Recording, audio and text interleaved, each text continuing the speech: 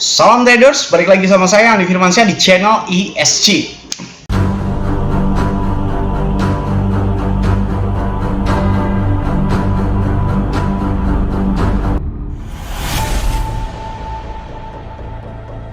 Oke, kali ini kita akan membahas tentang episode ketiga belajar trading di dalam FIDEX. Ketika episode pertama kalian sudah bisa daftar dan KYC, episode kedua kalian sudah bisa deposit dan withdraw, dan episode ketiga ini kita akan membahas tentang tata cara tradingnya. Oke, yang pertama-tama pastikan saldo kalian sudah ada di sini ya, baik di dalam copy trade ataupun di dalam futures. Oke, yang pertama kalian harus tahu bahwasanya saldo futures dan saldo copy trade ini terpisah. Contoh, misalkan saya pengen main biasa nih, saya ya udah main di dalam saldo M futures aja. Tapi kalau misalkan kalian ingin masuk ke dalam copy trade, ya masuk ke saldo copy trade-nya gitu ya. Jadi saldonya terpisah, ibaratnya kayak spot dan futures. Di FIDEX ini terpisah antara futuresnya dan copy trade. Oke, saya main di copy trade karena saya juga sudah menjadi master copy trade di dalam FIDEX. Oke, tapi khusus member Cerberus saja, jadi tidak terbuka untuk umum dan tidak bisa diakses oleh umum, hanya diakses oleh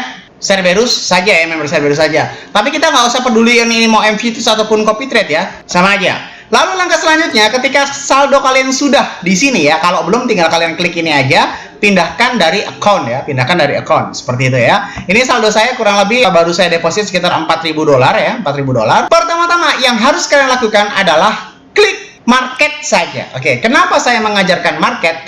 Karena market adalah cikal bakal kalian mengerti dan paham tentang open posisi trading di dalam FIDEX. Kalau kalian limit, nanti kalian susah. Pertama-tama ubah di market terlebih dahulu. Lalu yang kedua, ubah satuan Bitcoin ini menjadi satuan margin cost. Kalau kalian ubah selain margin cost, USDT ataupun Bitcoin, kalian akan bingung hitung-hitungannya. Oke? Kalau kalian sudah merubah ke dalam USDT margin cost, maka pada saat kalian open posisi, contoh ya, open posisi $10, maka yang terbuka juga $10 juga gitu ya, order submit. Nah yang terbuka maka $10 juga tuh, kayak gini ya. Ini langsung saya close saja ya, itu hanya contoh saja. Jadi kalau kalian menggunakan yang lain, Bitcoin, USDT, itu akan rumit. Kalau kalian open posisi $10, tiba-tiba yang teropen posisi itu beda, entah itu $1, $100, itu abstrak dan rumusannya berbeda. Jadi yang pertama kalian harus ubah ke market, lalu yang kedua ubah ke dalam margin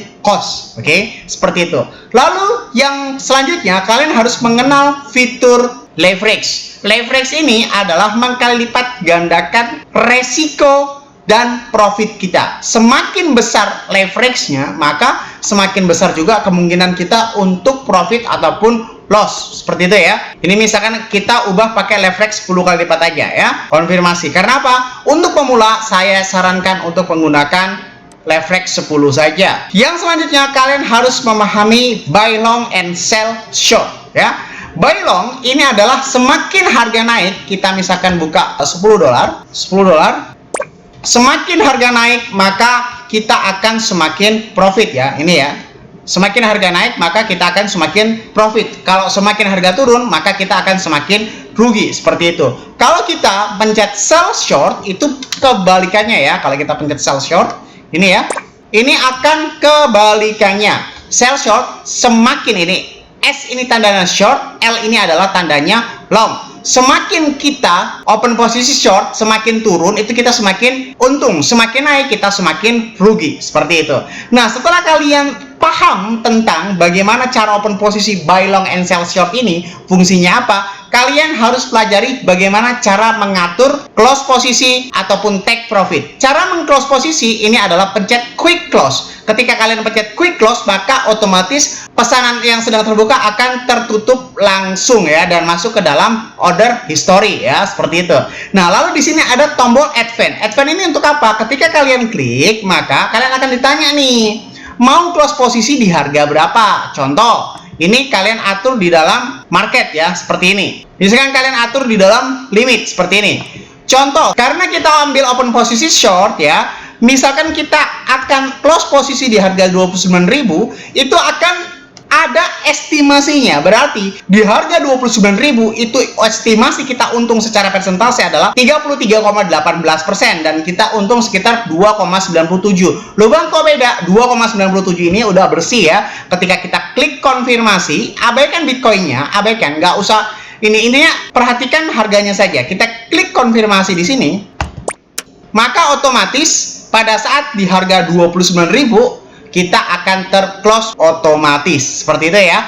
Nah, selanjutnya di sini ada tombol plus. Ketika kita klik tombol plus, maka kita akan dilihatkan tentang bagaimana identifikasi secara detail di dalam Firedex ini. Contoh, kita open posisinya kapan, order ID-nya apa, datanya berapa, setelah dijual berapa, sekarang harganya berapa, fee-nya berapa, dan realisasi PE dan L-nya itu berapa. Ini fee-nya ya, 0,04. Sangat-sangat cukup rendah. Ini menggunakan leverage 10 kali lipat ya. Berarti fee-nya itu kita contohkan ya. Kita misalkan open posisi $1.000. Kita contohkan open posisi $1.000 menggunakan leverage 10 kali lipat ya, biar gampang. Sudah? Nih ya, fee-nya cuma sekitar $5 saja. Ini leverage 10 ya bos, leverage 10 ya, leverage 10, oke? Jadi kalau misalnya kalian menggunakan leverage 1, berarti fee-nya cuma $0,5 saja. Berarti kalau kalian nanya, bang berapa fee di dalam Firedex, itu sangat-sangat cukup murah, yaitu 0,5%. Oke, 0,5%. Dan kalau lu nanya, bang berapa spread di dalam Firedex, itu 0. Spreadnya tidak terjadi apa-apa. Kalau lu nggak percaya, silakan kalian coba nih kan, langsung profit. Kalau market yang nggak jelas, biasanya kita open posisi langsung loss. Oke, seperti itu. Kita close dulu yang $1.000 ya. Takut ini ya, salah open posisi saya. Kita close dulu yang hijau.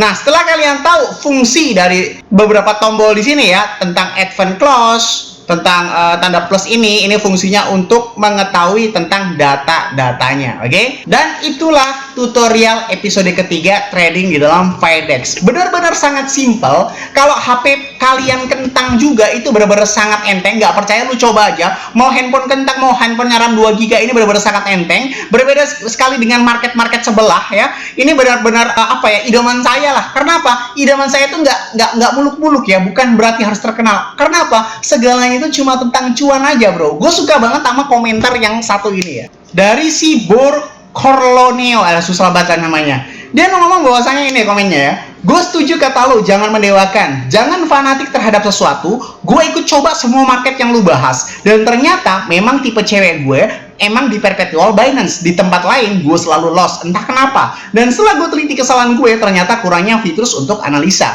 Mungkin banyak yang bilang analisa yang pakai trading view, tapi gue mau satu aja biar bisa real time gitu, nggak bolak-balik. Saran gue, untuk semuanya pindah aja kalau nggak nyaman. Nggak usah lu paksain, cari tempat di mana lu cuan, karena tujuan kita sama, cuma beda jalan aja.